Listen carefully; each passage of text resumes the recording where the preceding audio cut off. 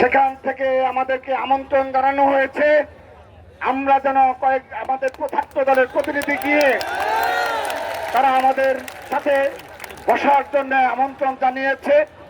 আমরাও আপনাদের প্রতিনিধি হিসাবে আমরা কেন্দ্রীয় সংসদের একটি বিশেষ টিম আমরা হয়তোবা যাব, সে বিষয়ে আলোচনা চলছে, আলোচনা করব। তাদের আমন্ত্রণ অবশ্যই গণতান্ত্রিক ছাত্র সংগঠন হিসাবে আমরা অবশ্যই তাদের আমন্ত্রণ গ্রহণ করব।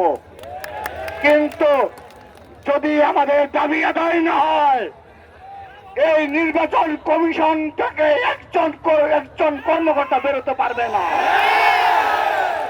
সেজন্য আপনারা সবাই শান্তভাবে আপনারা কর্মসূচি চলমান থাকবে, আমরা বাকির আলোচনা করে তারপর সিদ্ধান্ত নেব। এখানে কেন্দ্রীয় সংসদের আমাদের শীর্ষ নেতৃবৃন্দ এখানে আমরা রয়েছি, আমরা এখানে আলোচনা করব। আলোচনার মাধ্যমে পরবর্তী সিদ্ধান্ত আপনাদের জানিয়ে দেওয়া হবে। আমাদের কর্মসূচি অব্যাহত থাকবে। আমাদের বিপ্লবী সিনিয়র যুগ্ম সাধারণ সম্পাদক শ্যামল মালম তার কার্যক্রম অব্যাহত রাখবে। সবাইকে ধন্যবাদ।